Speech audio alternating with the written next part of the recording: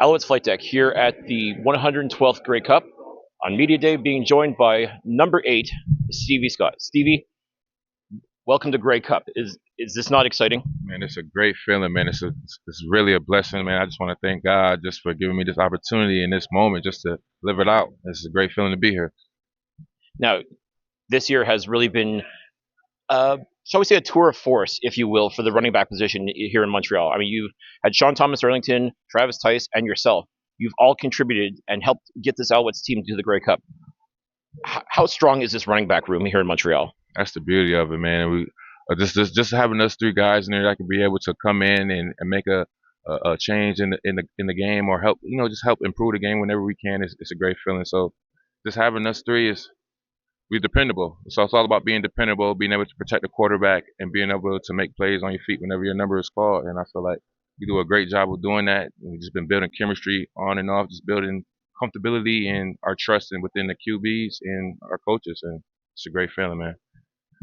Now, you came in late last year, and you had a chance to showcase some things, and you did some pretty good stuff. In a season that unfortunately you came up just a little bit short. But now this year, you've really had a chance to expand your role to the point where the Alouettes felt comfortable in letting one of their veterans, who was a part of that Grey Cup winning team in 2023, go.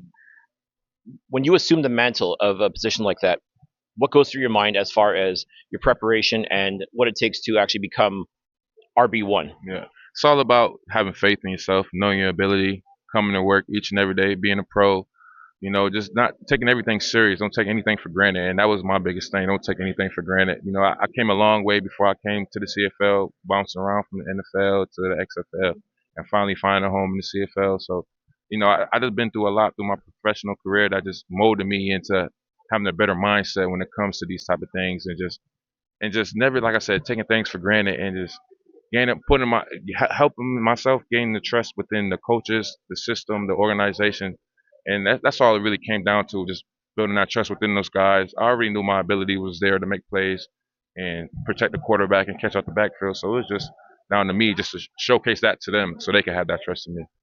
Now, you've got some championship experience, just a little bit with was it the USFL or XFL with the Stallions? USFL, I was with the Michigan Panthers. Panthers, sorry. So, with that championship experience, does that help or hinder your ability to bring that sort of experience here for this game on Sunday? I would say it would help. At the end of the day, I was a little bit younger at that time too. So now I'm 25. Now I'm more mature. Know how to control emotions and a lot of other things. So I feel like yes, it would help. But at the end of the day, it still comes down to a mindset and you going out there performing to your best ability, blocking out all the noise, earmuffs and blinders, as my coach in college would say, and just block out everything and just do you, perform to your best ability. You know what you're capable of. Just be confident in yourself and what God blessed you with, and that's always my thing in my mindset. And pretty much be where your feet are at the moment.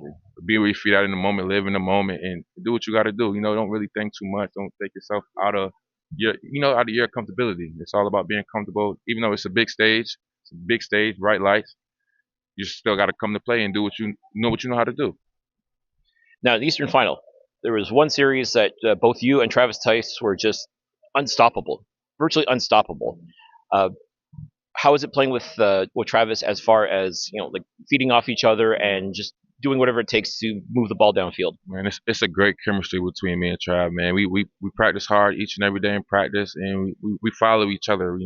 We watch each other's game. So we feed off of each other's energy. Just that 1-2 punch combo that we were looking for, and it's great to have that. Just a guy that you could depend on and come in and he's bound to make a play any moment. And so that's like a great feeling to have as another running back that you could feed off of that. And like you said, this team is based off of competition. So at the end of the day, we're going to always compete and try to get our best out of one another. So just being able to have that type of competition and teammate as well it's a great feeling to have because it strives you for greatness. It keeps pushing you to never be steady and steady and just make plays. And I feel like that's what me and Trav embedded in each other since me and him met, since he got here this year. Is just that we're gonna make plays whenever our number is called, trusting each other, and the rest is gonna take care of itself.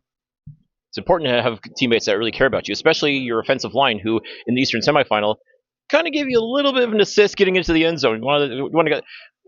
How did that feel? I mean, besides not good, being pushed around by a bunch of guys. Man, it was actually a great feeling. I'm not even gonna lie. I didn't even feel when the guys fell on top of me. It was just such a surreal moment for me that in the moment when I was actually before they even came to push the pile, I'm in my head like, yo guys, please come and push the pile. And they read my mind, had to, and they came and did that, and it was just a great feeling just to have, just to be there in front of the home crowd, score like a incredible touchdown like that, and on national television in front of the fans. That's a surreal moment for me, especially with me being down for football. For I haven't really actually played a full game in 2024. I played one game, but I haven't really played like numerous games in a row since like 2023. So it was just a great feeling to get in the end zone again and celebrate with my teammates and just just put on for Montreal in my hometown. It's always a great feeling.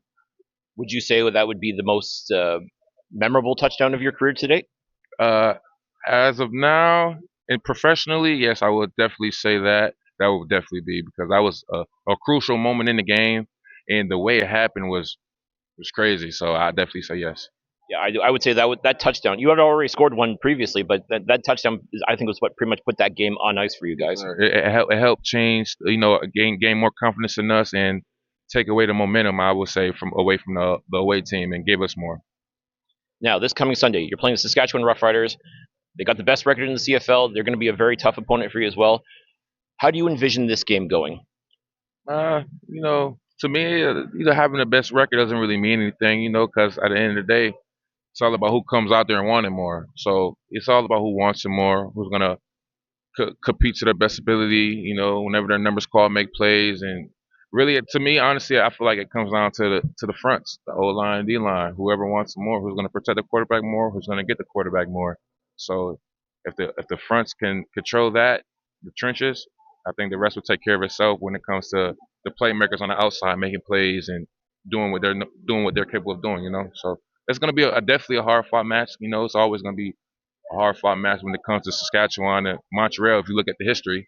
So I'm down for the competition, I'm down for the war, and I'm so excited to be here. And I want it to be Sunday now. If you ask me, I'm ready to get going. But you gotta take our time, be patient, because patience is a virtue, and just live it all up. Live up the moment and just have fun with our teammates, the coaches, and like I said, live it up, man. It's a great feeling to be here. You just gotta cherish these moments because you can't take them for granted. That's it. You don't know when the next one's going to come. I mean, you just never know. So you got to enjoy the like I said, be in the moment as well. Yes, sir. Be in the moment. Be in the moment, man. Live it up, man. Like it's a lot of people that would kill, die to be in my shoes. A lot of my other teammates' shoes. So I just look at it as motivation, extra motivation for me. Because I know it's people watching back home, fans watching, and people who probably can't play football who wish they could. So I just use all that as extra fuel and motivation just to stay positive, stay focused, and keep chopping, keep going. Even if it comes with adversity, just gotta beat adversity. Adversity. Everybody faces adversity in life, so it's all about your mindset, your mental. How can you overpass that? And I feel like as long as you stay positive within those moments, you're destined for greatness. All right. Well, this Sunday it's going to be an absolutely epic battle. Stevie, thank you so much. Best of luck to you. Appreciate you so much. Thank you. And Alouette, you have to know all of Alouettes Nation is pulling for you and for the entire Yes, team. sir. Yes, sir. We're gonna make sure we handle the job for the Alouettes. We came here to handle a mission, and we're gonna complete the mission. And we're gonna bring that great cup back to our home fans in Montreal. Yes, sir. Yes, sir. Appreciate you. Thanks so much, Thank Stevie. you so Appreciate much. it.